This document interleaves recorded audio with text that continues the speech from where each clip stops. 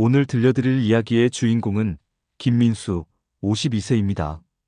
서울 강남의 한 아파트 32평. 아침 7시, 똑같은 알람 소리에 눈을 뜬 민수는 옆에서 자고 있는 아내 현미를 바라봅니다. 결혼 20년.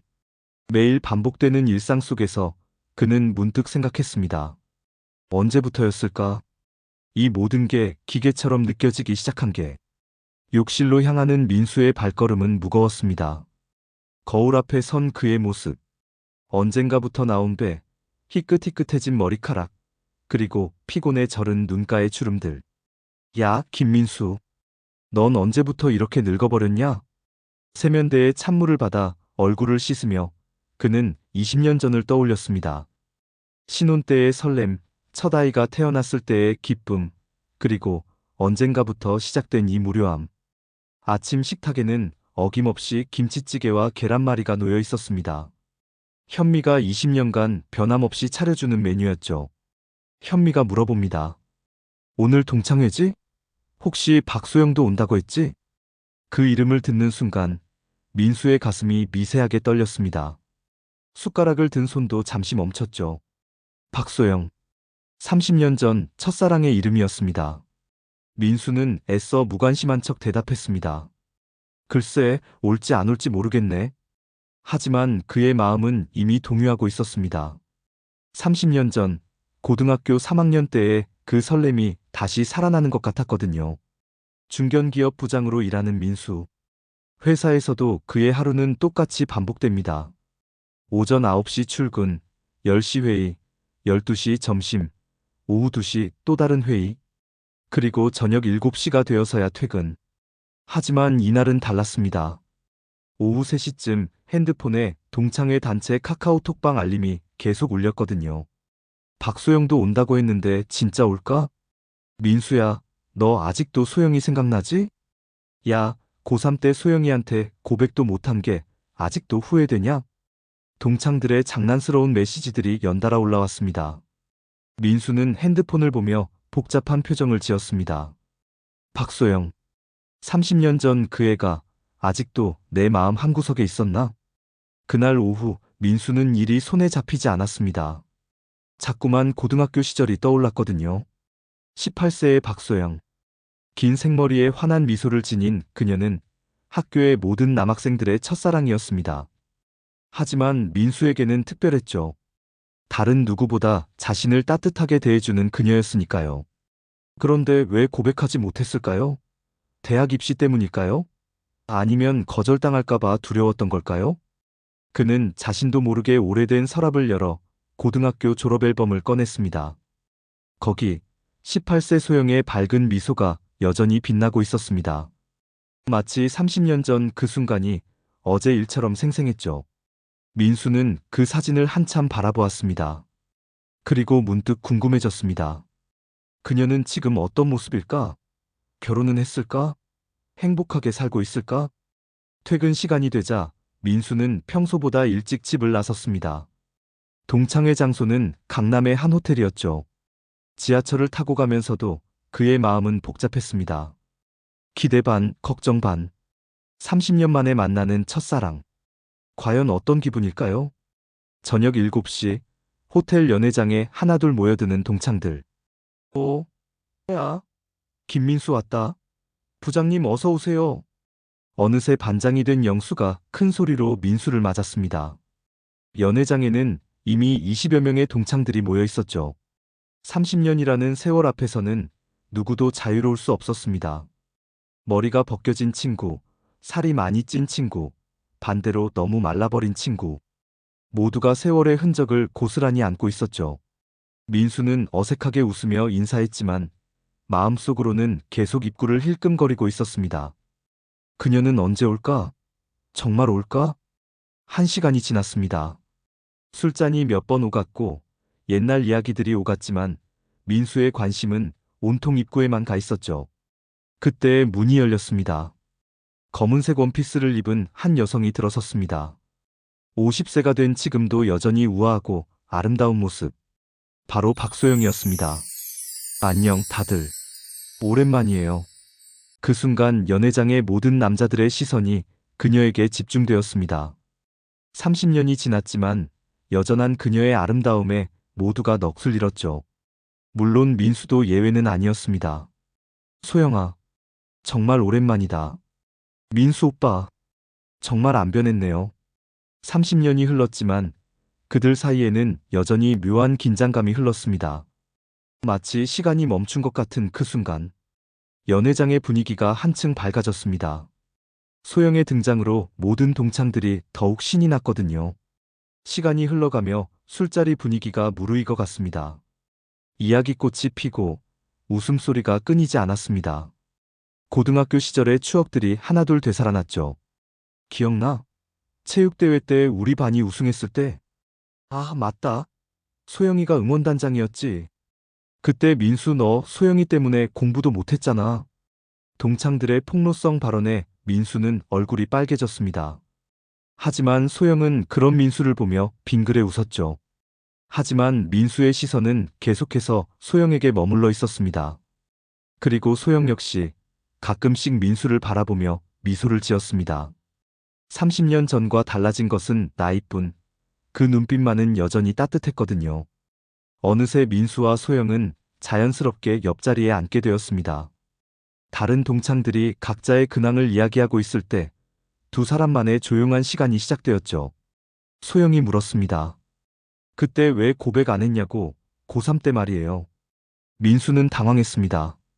30년이 지난 지금에 와서 그런 이야기를 할 줄은 몰랐거든요. 그때는 대학 때문에 바빴잖아. 소영이 말했습니다.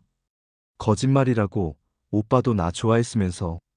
그 말에 민수는 더욱 당황했습니다. 자신의 마음을 그녀가 알고 있었다는 사실에 놀랐거든요. 민수는 잠시 침묵했다가 솔직하게 대답했습니다. 지금 와서 하는 얘기지만 좋아했어. 정말 많이. 소영은 민수를 깊게 바라보았습니다. 그 눈빛에는 30년 전과 같은 따뜻함이 있었습니다. 하지만 동시에 서글픔도 느껴졌죠. 그때 고백했으면 어땠을까요? 우리 인생이 달라졌을까요? 민수는 그 질문에 답할 수 없었습니다. 이미 지나간 일이었고 현재의 자신은 기혼자였으니까요. 소영이 물었습니다. 결혼 생활은 어떠냐고, 행복해 보인다고. 민수는 잠시 망설이다가 솔직하게 답했습니다. 글쎄, 평범하지. 행복한지는 잘 모르겠어. 너는? 이혼했다며? 네. 작년에. 서로 다른 길을 걷고 싶다더라고요. 힘들었겠다. 생각보다는 자유로워요. 이제서야 내 인생을 사는 기분이에요. 그 말에 민수는 묘한 부러움을 느꼈습니다. 언제부터인가 잊고 살았던 자유로움이라는 단어. 그에게는 너무나 먼 이야기처럼 느껴졌거든요. 밤 10시가 넘어가자 일부 동창들이 2차로 노래방에 가자고 제안했습니다. 민수와 소영도 자연스럽게 따라갔습니다. 노래방에서의 분위기는 더욱 자유로웠습니다. 술 기운이 돈 동창들은 옛날 노래들을 부르며 추억에 젖었죠. 그때 소영이 마이크를 잡았습니다. 그리고 이문세의 추억을 불렀습니다. 그 애절한 목소리에 노래방 안의 모든 사람들이 조용해졌습니다. 특히 민수는 30년 전으로 돌아간 듯한 기분이었습니다. 소영의 목소리는 30년 전과 똑같았거든요. 맑고 깨끗하면서도 애절함이 담긴 그 목소리. 노래가 끝나자 민수가 말했습니다. 목소리가 예전 그대로라고. 오빠만 그렇게 봐주는 거예요. 그 순간 두 사람 사이의 거리가 점점 가까워졌습니다. 다른 동창들은 자신들만의 이야기에 빠져 있었고 민수와 소영만의 시간이 흘러갔죠. 소영이 민수에게 속삭였습니다. 오빠, 30년 전 우리가 만약 사귀었다면 어땠을까요? 민수는 그 질문에 심장이 두근거렸습니다. 금지된 상상이었지만 생각해보지 않을 수 없었거든요. 모르겠어. 하지만 분명 지금보다는 행복했을 거야. 그 대답에 소영은 쓸쓸하게 웃었습니다. 밤 11시, 다른 동창들은 하나둘 집으로 향했습니다. 가족들이 기다리고 있었고 내일 일찍 출근해야 할 사람들도 있었거든요. 반장 영수가 민수에게 말했습니다. 민수야, 집에 안 들어가냐고. 부인이 기다리고 있을 텐데. 민수는 잠시 고민했습니다. 집에 가면 또다시 반복되는 일상이 기다리고 있을 텐데. 조금 더 있다가 갈게. 소영이랑 얘기 좀 더 하고. 그래? 그럼 조심해라. 둘이서. 영수의 말에는 묘한 뉘앙스가 담겨 있었습니다. 하지만 민수는 신경 쓰지 않았죠. 노래방을 나온 두 사람. 한산한 밤거리를 나란히 걷기 시작했습니다. 12월의 차가운 바람이 두 사람의 얼굴을 스쳤습니다. 하지만 이상하게 춥지 않았어요. 오히려 마음이 따뜻했죠. 소영이 물었습니다. 후회하는 일이 있냐고. 갑자기 왜? 그냥. 인생이 한 번뿐이잖아요. 하고 싶었던 일, 사랑하고 싶었던 사람. 민수는 발걸음을 멈췄습니다. 그녀의 말이 가슴 깊이 와닿았거든요. 소영아. 네? 너를 30년 동안 잊은 적이 없어. 소영의 눈에 눈물이 맺혔습니다. 30년을 기다린 그 말이었거든요. 저도요, 오빠. 결혼하고 나서도, 아이 낳고 키우면서도 가끔 오빠 생각이 났어요. 두 사람은 그렇게 서로를 바라보며 걸었습니다. 목적지도 없이 그냥 함께 있고 싶어서. 어느새 두 사람은 호텔 앞에 서 있었습니다. 네온 사인이 화려하게 빛나는 그곳에서 두 사람은 멈춰섰죠.